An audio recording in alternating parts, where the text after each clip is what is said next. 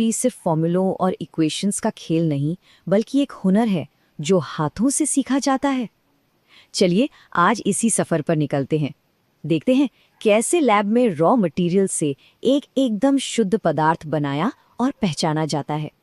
तो एक अच्छा केमिस्ट बनने के लिए आखिर क्या चाहिए? सिर्फ किताबी ज्ञान काफी नहीं है। असली जादू तो लैब के अंदर हाथों के हुनर में ही छिपा होता है। और हमारे इस सफर की शुरुआत होती है यहाँ से। ये जो सेटअप दिख रहा है ना, ये सिर्फ कांच के कुछ टुकड़े नहीं हैं, ये हैं सटीकता और नियंत्रण का सिंबल। यहीं से लैब का असली काम शुरू होता है। तो हमारे आज के सफर में 5 पड़ाव होंगे। सबसे पहले लैब से जान पहचान करेंगे, फिर कांच को अपनी मर्जी से मोड़ना सीखेंगे, उसके बाद अशुद्धियों को हटाकर शुद्धता की ओर बढ़ेंगे, फिर ये परखेंगे कि हमारा काम कितना सफल रहा, और आखिर में लैब में सुरक्षित रहने के कुछ सबसे जरूरी नियम जानेंगे। किसी भी एक्सपेरिमेंट से पहले एक केमिस्ट को अपने सबसे जरूरी साथी को समझना होता है, मतलब कांच को। तो चलिए सबसे पहले सीखते हैं कि कांच को कैसे आकार दिया जाता है। कांच की ट्यूब काटना बहुत आसान है, बस 4 स्टेप्स हैं। पहले खरोचो, फिर तोड़ो, किनारों को आग से चिकना करो और फिर उसे ठंडा होने दो। और हाँ, सफाई से तोड़ने का राज है एक गहरी सीधी खरोच। फाइल से खरोच बनाने के बाद अंगूठों को ठीक उसके पीछे रखकर बाहर की तरफ हल्का सा दबाव डालें और ये हो गया, एकदम क्लीन ब्रेक। अब एक सवाल आता है कि ताजे कटे किनारों को गोल करना इतना जरूरी क्यों है? देखिए, सीधी सी बात है, सेफ्टी के लिए। कटे हुए कांच के किनारे ब्लेड की तरह तेज होते हैं।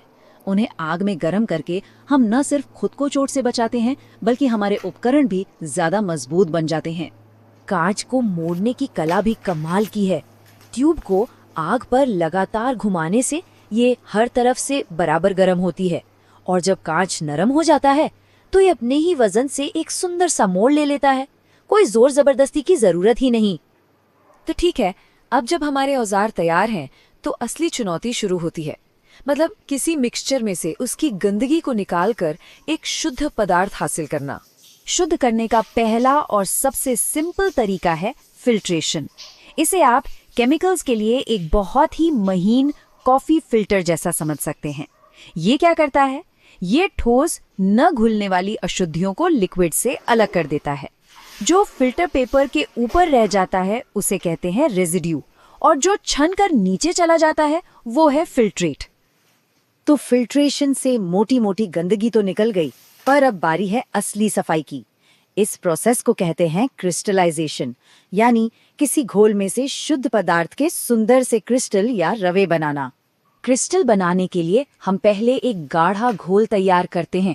घोल को गर्म करके उसमें तब तक वो पदार्थ मिलाते हैं जब तक वो और ना घुल सके। फिर जैसे ही ये घोल ठंडा होता है, जादू होता है, शुद्ध क्रिस्टल अपने आप बनने लगते हैं। तो ये सब हम कर क्यों रहे हैं?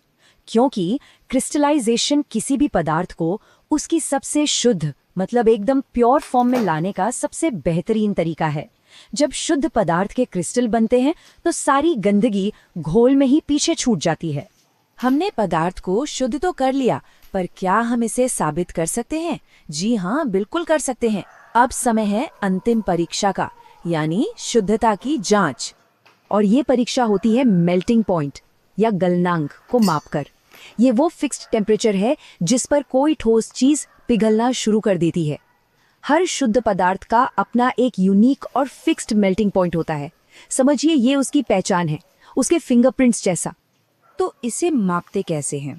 देखिए, पदार्थ के पाउडर को एक बहुत ही पतली सी ट्यूब में भरा जाता है।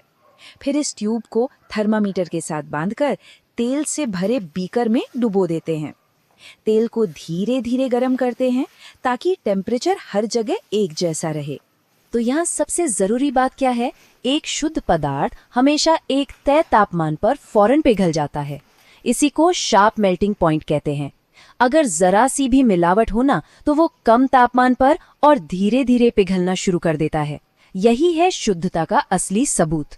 हमारे इस एक्सपेरिमेंट में हमने देखा कि पदार्थ ठीक 80 डिग्री सेल्सियस पर पिघलना शुरू हुआ और तुरंत पिघल गया, एकदम सटीक शार्प मेल्टिंग पॉइंट।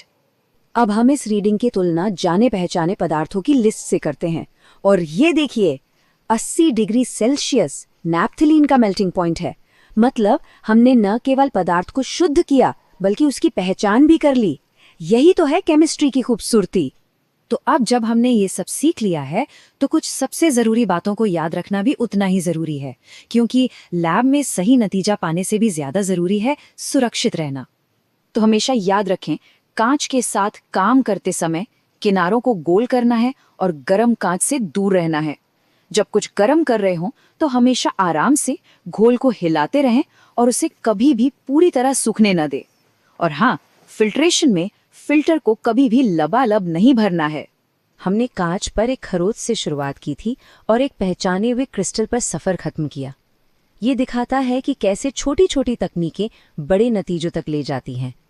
और ये सोचना भी दिलचस्प है कि अगली बड़ी वैज्ञानिक खोज की शुरुआत शायद ऐसे ही किसी